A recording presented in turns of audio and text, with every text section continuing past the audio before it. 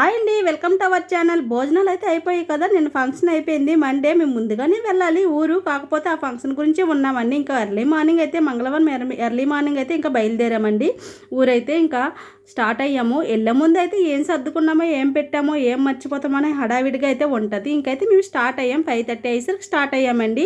ఇదైతే గోపాల్పూర్ అండి, బరంపురం దాటించి గోపాల్పూర్ అనమాట. మీ 1.5 అవర్ జర్నీ అయితే అయిపోయిన తర్వాత ఇంకా ఆకలేస్తుందండి. 7 అయ్యిందనమాట. 7 కల్లా ఇంకా ఆకలేస్తుందని టిఫిన్ చేయాలి కదా. ఇంటికి వెళ్ళేసరికి ఒక 10:30 ఇలా అయిపోద్ది. అప్పటి వరకు ఏముంటామండి. ఇంకైతే పిల్లలు కూడా ఆకలేస్తుందని త్రోవలో ఆగాము. మేము ఎప్పుడు వెళ్ళేసరికి ఎక్కడే టిఫిన్ చేస్తాం, చాలా బాగుంటుంది. మా వాడు ఇడ్లీ అయితే ఇంటి దగ్గర తిన్న కానీ ఇక్కడ చాలా మెత్తగా ఉంటాయని మా చిన్నవాడు ఇడ్లీ కావాలంటాడు ఎప్పుడు కూడాను.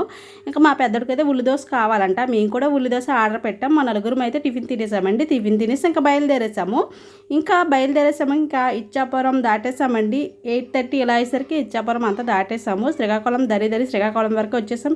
ఇదైతే మాత్రం మా పాలకొండ అండి, మా పాలకొండ మండలం. ఇది మా ఊరికి మండలం పాలకొండ అనమాట. ఇక్కడికి మేము ఏ వస్తువు కావాలన్నా ఇక్కడే అవైలబుల్గా ఉంటాయి. దేనికైనా బజార్కి రావాలైనా, దేనికి షాపింగ్కి రావాలన్నా మేమైతే పాలకొండ వస్తాము. మాకు దగ్గరగా ఒక 10 కిలోమీటర్స్ దూరంలో ఉంటుంది. ఇది కనకదుర్గ గుడి అనమాట. ఆ టైంలో ఇక్కడ చాలా బాగా జరుగుతుంది. ఇంకా మా ఊరు అయితే వచ్చేసామండి. మా ఊరు సెంటర్ అయితే ఇదండి, అట్టల సెంటర్ అనమాట. ఇంకా ఊర్లోకి అయితే వచ్చేసాము. ఇది రామాలయం అండి. మా ఈదికి ఎదురుగా అయితే రామాలయం ఉంటుంది అనమాట. తిన్నగా రాముల వారు కనిపిస్తారు. తిన్నగా నిల్చుంటూ చూస్తే ఇంకా ఈదిలోకి అయితే వచ్చేసాం. ఆ కనిపించే ఆరెంజ్ కలర్ మేడ అయితే మాదండి.